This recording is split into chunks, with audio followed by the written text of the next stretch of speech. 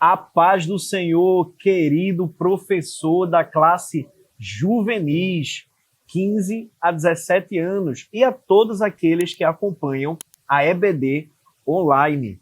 Que coisa boa! É muito bom te ter aqui novamente para compartilharmos um pouco e aprendermos mais sobre a palavra de Deus e como ela pode ser aplicada nas nossas aulas. Amém? Estamos falando nesse trimestre, já estamos no auge do trimestre, na 9ª lição, falando sobre uma viagem pelo Novo Testamento. Que viagem maravilhosa!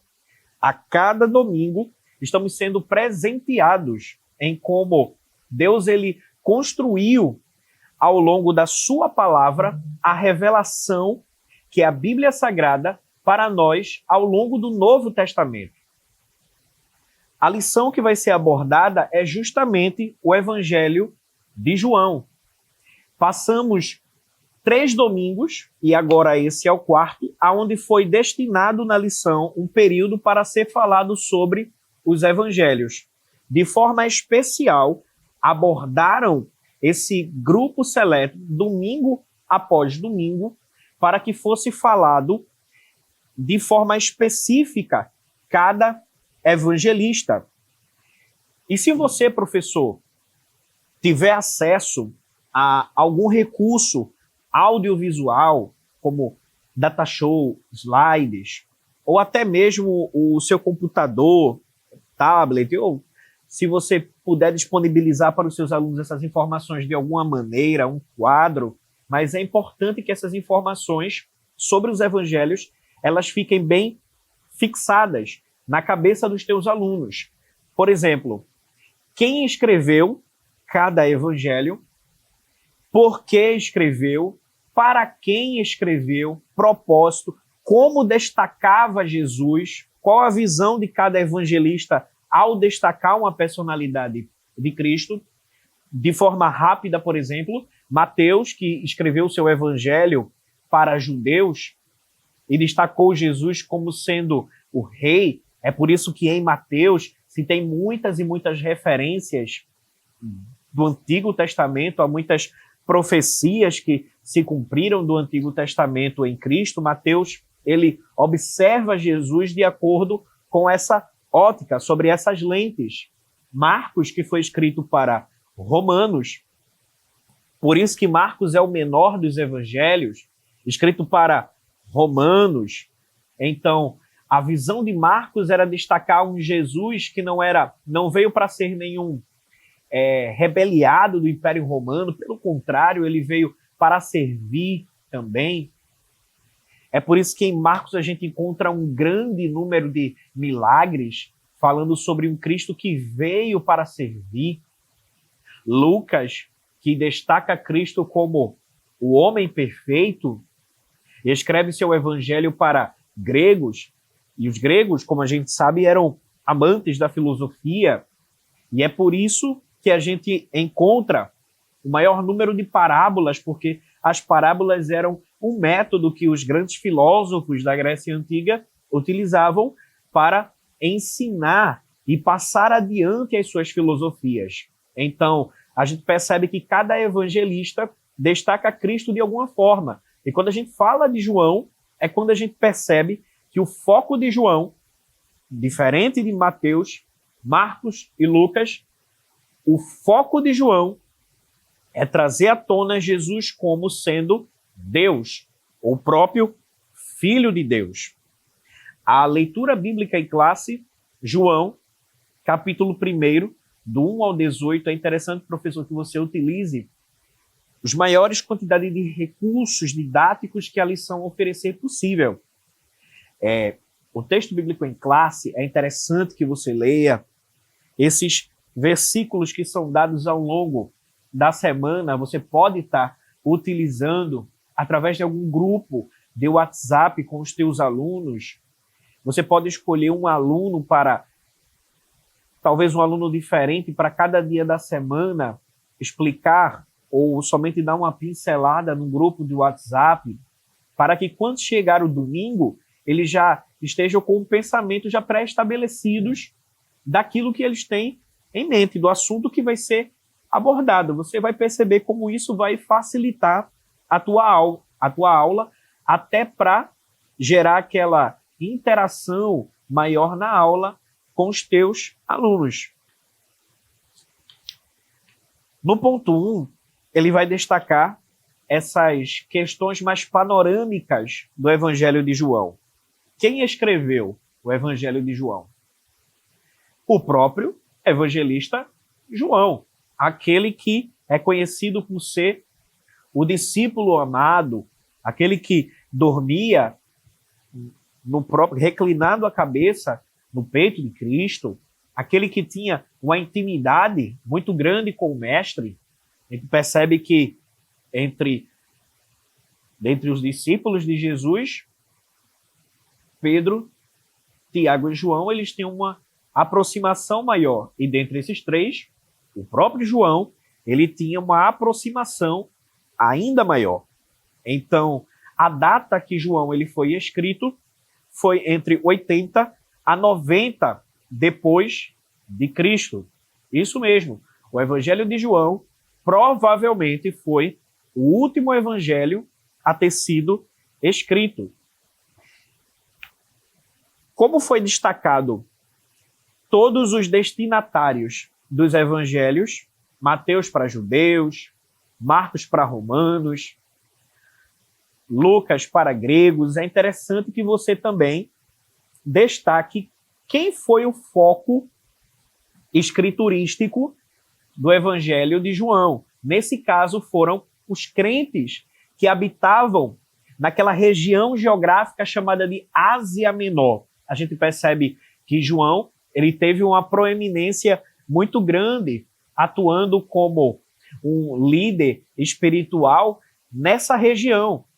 A gente percebe que João ele teve passagens por Éfeso, lembra de Apocalipse das 7 igrejas da Ásia? Então a gente percebe que João ele teve uma proeminência apostólica muito grande naquela região ali. Então, o foco primordial do Evangelho de João foi ter sido escrito para contemplar os crentes que habitavam aquela região e, posteriormente, se difundiu ao longo do mundo até chegar até nós.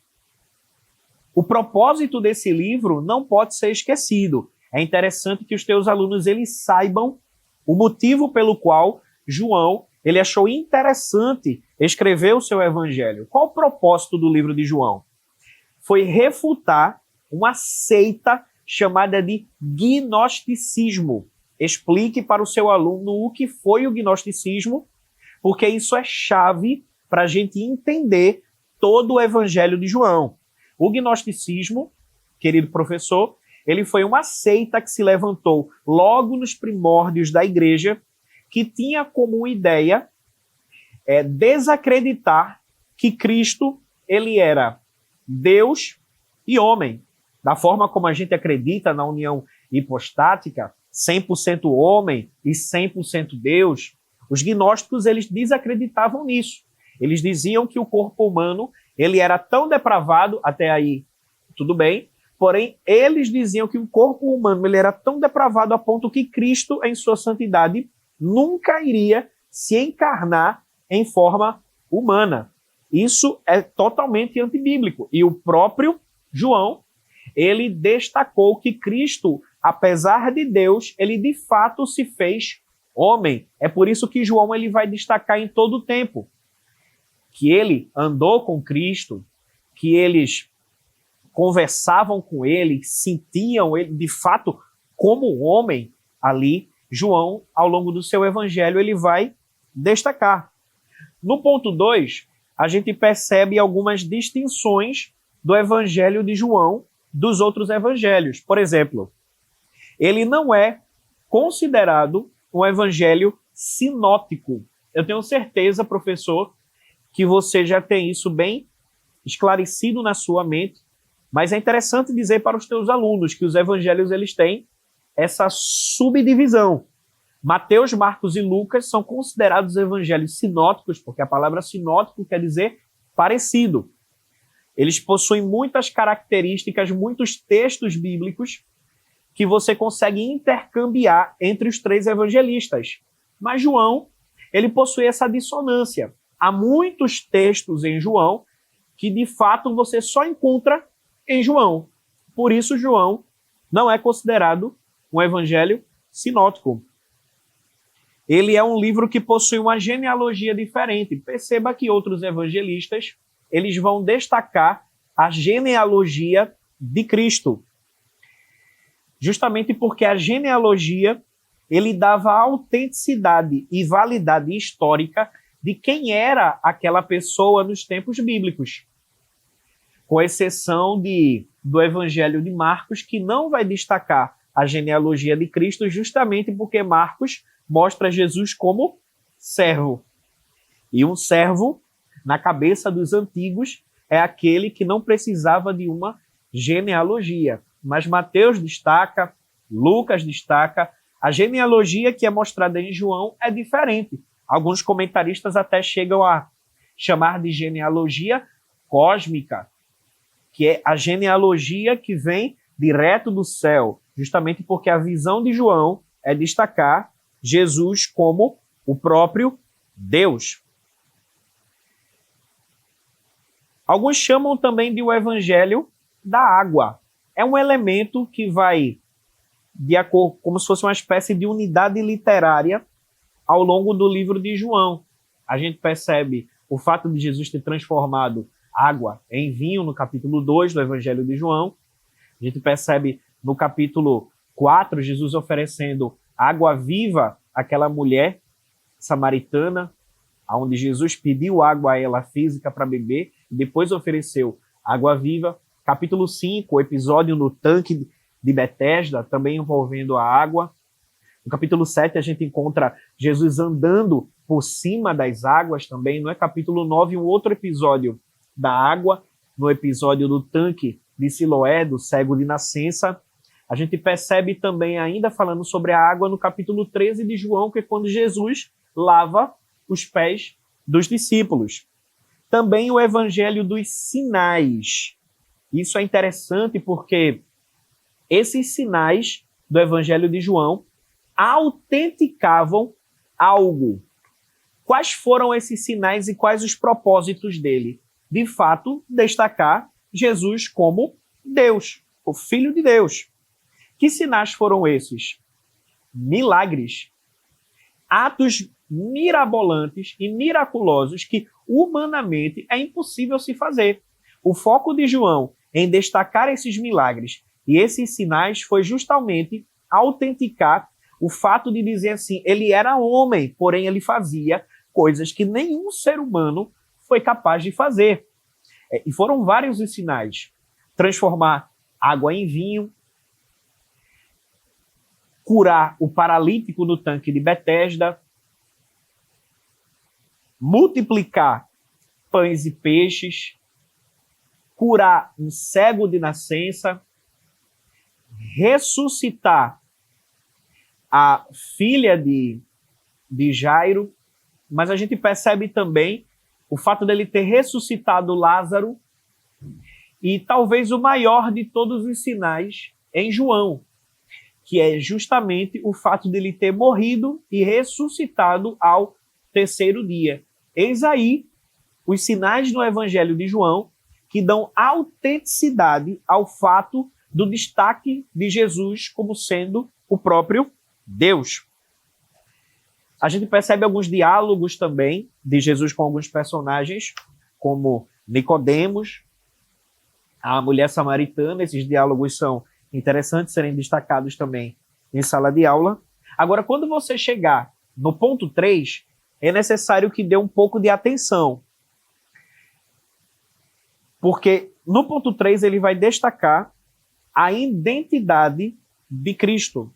E quando a gente fala da identidade de Cristo, leia para o seu aluno o capítulo 1 de João, a partir do verso de número 1, quando ele diz que no princípio era o Verbo estava com Deus, o Verbo era Deus, ele estava no princípio com Deus, todas as coisas foram feitas por ele, e sem ele, nada do que foi feito se fez. E a partir daí, ele vai destacar o princípio, falando sobre a luz. O capítulo 1 de João, ele é totalmente uma referência ao Gênesis e à criação de todo o universo. Então, a gente percebe nesse ponto 3 que ele vai destacar Cristo como sendo o Criador. E quando ele diz que no princípio era o verbo, destaque a palavra verbo. Escreva no quadro, peça para os alunos repetirem para serem didáticos. Utilize qualquer forma pedagógica de deixar essa expressão bem fixa na mente dos teus alunos. Pergunte para eles o que na concepção deles vem a ser verbo. E aí, verbo é uma expressão na língua portuguesa que exprime uma ação. Leia João 15:5, que diz: sem mim nada podereis fazer. Você pode utilizar essa dinâmica, pedir para 2 alunos tentarem desenvolver uma conversa, e nessa conversa vai ser proibido utilizar qualquer verbo nessa conversa. Perceba que vai ser impossível, eles vão lançar palavras aleatórias e não vai ser possível redigir um diálogo sem verbo. Utilize João 15:5. Sem mim, nada podereis fazer. A palavra grega usada para verbo é a palavra logos. Destaque essa expressão, logos. Os teus alunos no ensino médio, eles estão estudando filosofia. E com certeza os teus alunos já se depararam com essa expressão na filosofia secular. Para os filósofos antigos, os gregos, o logos era a razão de todas as coisas, o pensar, o existir, a razão de tudo. João, ele utiliza-se dessa expressão filosófica para explicar quem é esse ser tão poderoso que se encarnou em forma humana, abrindo mão do uso dos seus atributos, mas que não deixou de ser Deus em hipótese alguma, 100% homem, 100% Deus. Então, a gente percebe aqui que João usa essa expressão logos da filosofia para dizer o pensar, o existir, a razão de tudo, tomou uma forma humana, habitou entre nós, viveu como homem, chorou como homem, sentiu fome, sentiu sede, sentiu a ausência dos amigos, porém, ele era o próprio Deus. A gente percebe também que a expressão eu sou é muito destacada no Evangelho de João. Essa expressão eu sou, uma clara referência a Êxodo 3 e 14, ele utiliza em João 8:58, antes que Abraão existisse, eu sou, falando com a mulher samaritana, João 14:25 e 26, ele também utiliza essa expressão, eu sou. João 6:35, eu sou o pão da vida. 8:12, eu sou a luz do mundo. A porta das ovelhas. 10:7, o bom pastor, eu sou o bom pastor. 10:14, eu sou a ressurreição e a vida. 11:25, eu sou mestre e senhor. 13:13, eu sou também o caminho, a verdade e a vida. João 14:6, e para fechar, eu sou a videira verdadeira, no capítulo 15, do 1 ao 5. Também é o evangelho que destaca muito a expressão verdade. Não é? No ponto 4, você pode estar observando essa questão. Porque João é um evangelho em que ele destaca o fato de Cristo afirmar tantas vezes a expressão eu sou. Lembra lá do livro de Êxodo, quando Deus fala com Moisés, Moisés pergunta para Deus qual é o seu nome. Deus ele diz para Moisés, eu sou. é justamente todo o cerne do Evangelho de João, destacar Cristo como sendo Deus.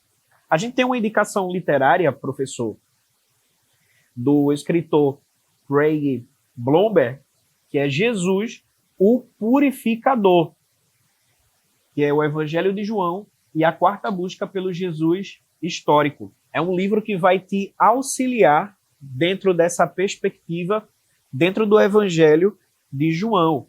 Professor, que Deus te abençoe. Um forte abraço. Curta, comente, compartilhe. Mande para aquele professor que leciona na classe juvenis. Eu tenho certeza que vai ser uma aula abençoada e Deus vai te usar como canal de bênção na vida dos teus alunos.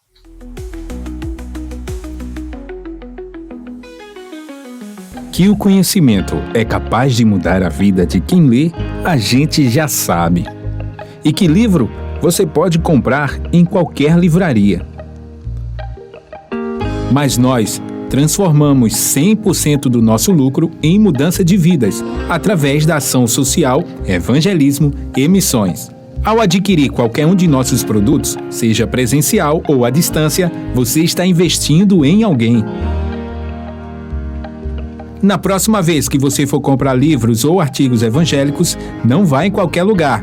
Vá na Livraria Arca Missionária. Uma nova história começa quando você compra aqui. Agora você pode fazer a sua contribuição através do Pix. Uma operação rápida, segura e sem custos. Abra o aplicativo do seu banco, clique na opção Pix e em seguida vá na opção Transferência. Depois é só digitar nossa chave Pix, que pode ser o nosso CNPJ 11 120 490 0001 86. Nosso e-mail contribua@eadalp.org.br ou nosso celular 81 98883 2755. Verifique se a contribuição é para a Igreja Evangélica Assembleia de Deus em Abreu Lima, Pernambuco.